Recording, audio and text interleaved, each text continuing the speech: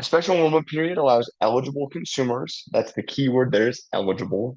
They still have to be eligible to enroll in or change a marketplace health plan outside of open enrollment after experiencing a qualifying life event.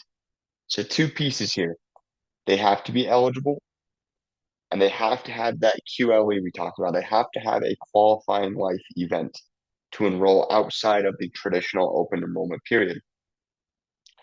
A few general rules. Most SEPs provide a 60-day enrollment window. Some SEPs allow enrollment before the event. Documentation may be required depending on, and eligibility depends on the qualifying event. We will jump into those general rules here in a couple slides, what I mean by those, why they matter. Prior coverage requirement. One of the most misunderstood SEP rules is that many individuals who get an SEP typically need to have coverage within the previous 60 days. So I actually just helped out an individual. They said, David, I moved, excuse me, I moved from Virginia to Florida and I need health insurance. In my mind, as I should not have, I said, oh, perfect. Moving, that's qualifying life event, good to go. As we did some quoting, started talking, I asked, so what plan are you previously on? Just so we can see if we can get something similar as far as benefits go. And they said, oh, I haven't had coverage this year. Well, without having coverage in the prior 60 days, unfortunately, they were not eligible. So be aware of which SEPs require coverage within the last 60 days. That way you can not make similar mistakes. Typically required for prior coverage requirement is loss of employer coverage, marriage, that one's yes and no, permanent move, aging off of a parent's plan, or losing Medicaid.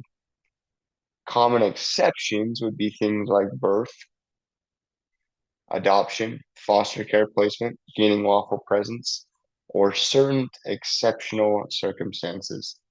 And we can talk about those in a minute as well.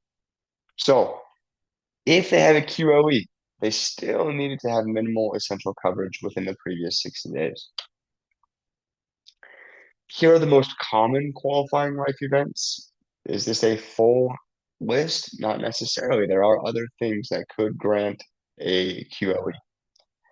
Loss of employer-sponsored coverage, losing COBRA expires, loss of Medicaid or CHIP, marriage, birth or adoption, permanent move, turning age 26 and getting kicked off of a parent's health plan, release from incarceration, becoming lawfully present, court orders, marketplace errors, exceptional circumstances. That's most common, that is not all. So if you do have individuals who are telling you, hey, is this a QLE? Do I qualify? I would always do some double checking just to ensure that they do or don't.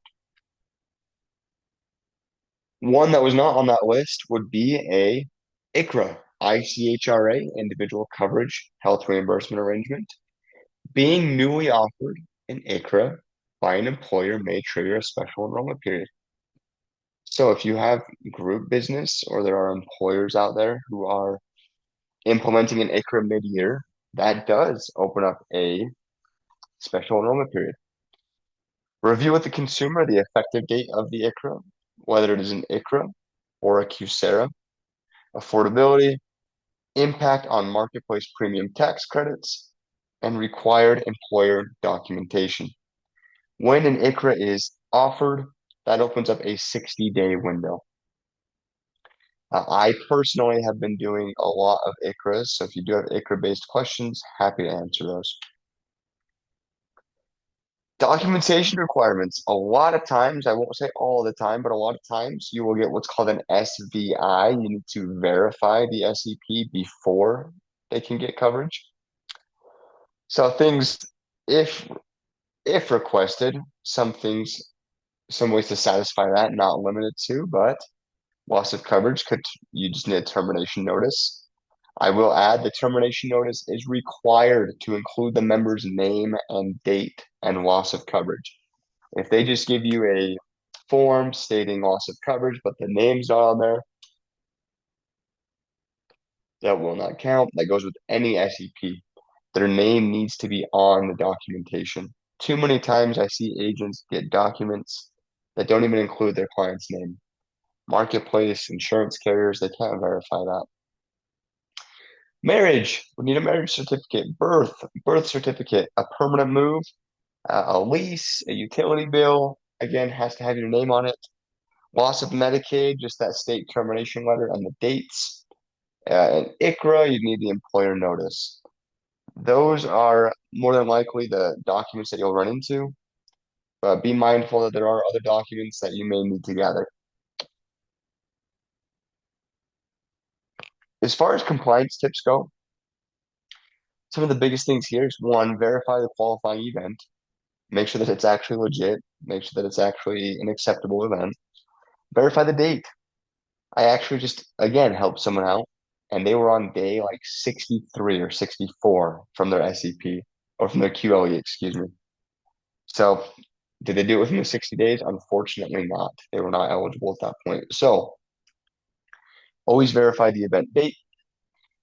Verify prior coverage when required. Make sure they did have coverage within the last 60 days. I will add, if they're moving to a different state, make sure they cancel the other state's plan. Again, a lot of scenarios I ran into, I'm telling you these so you don't run into the same issues. I had an individual move from Florida to Illinois. When he got to Illinois, I said, hey, make sure you call the marketplace and cancel your Florida plan. Well, the marketplace saw two plans. They ended up canceling his Illinois plan, the one we just set up.